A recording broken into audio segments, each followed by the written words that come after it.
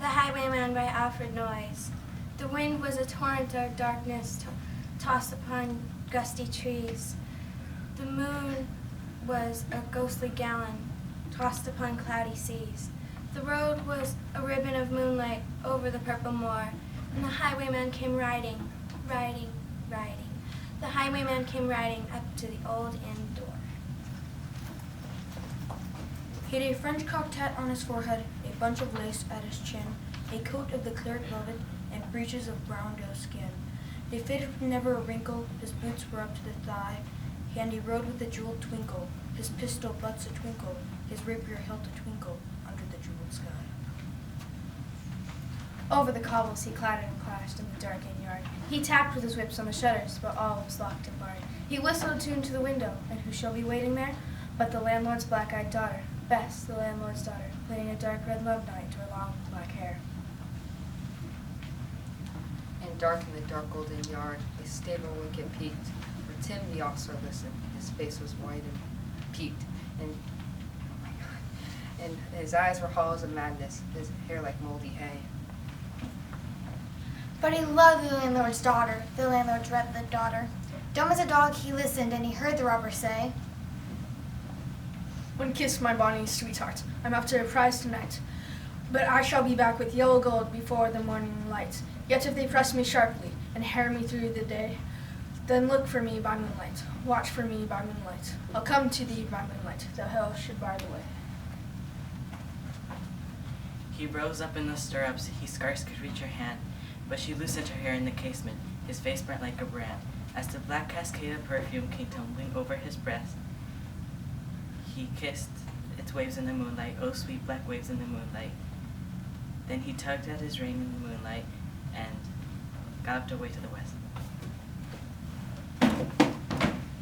He did not come in the dawning, he did not come at noon, and out of the tawny sunset, before the rise of the moon, when the road was the gypsy's ribbon, looping the purple moor, a redcoat troop came marching, marching, marching.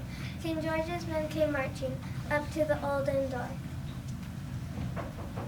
They said no word to the landlord, they drank his homestead, but they gagged his daughter and bound her to the foot of a narrow bed.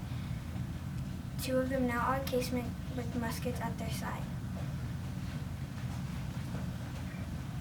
There was death at every window, and hell at one dark window, for Bess could see through her casement the road that he would ride.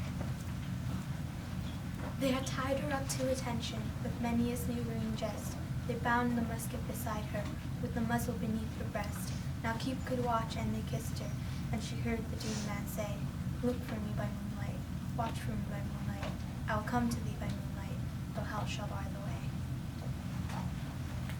She twisted her hands in the moonlight, but all the knots held good. She writhed her hands till her fingers were wet with sweat or blood. They stretched and strained in the darkness, and the hours crept by like years. Till now on the stroke of midnight, cold on the stroke of midnight, the tip of one finger touched it. The trigger was at least tense. The tip of one finger touched it, she strove no more for the rest. Up, she stood up to attention, with the muzzle beneath her breast. She would not risk their hearing, she would not strive again. For the road lay bare in the moonlight, blank and bare in the moonlight, and the blood of her veins in the moonlight throbbed to her love's refrain.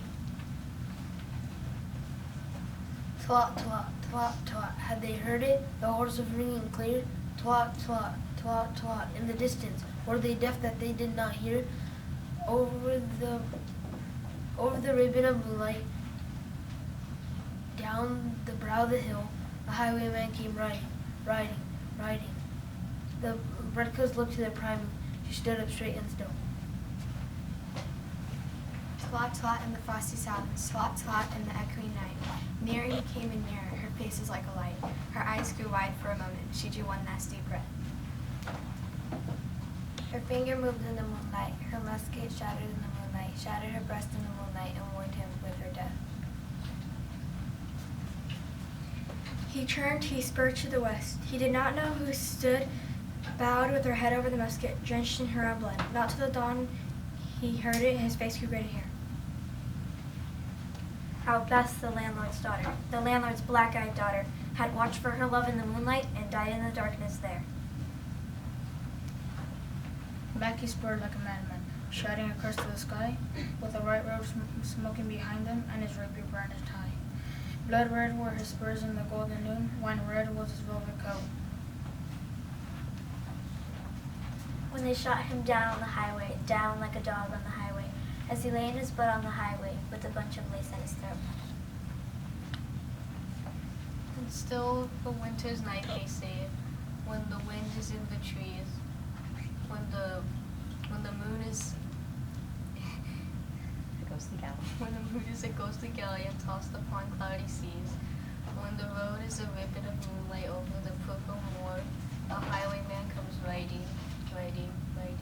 A highwayman comes riding up to the old inn door. Over the cobbles he clatters and claims in the darkened yard. He taps with his whip on the shutter, but all is locked and barred. He whistles a tune to the window, and who should be waiting there but the landlord's black-eyed daughter, Bess the landlord's daughter, plaiting a dark red love knot into her long black hair. The Highwayman by Alfred Noyes.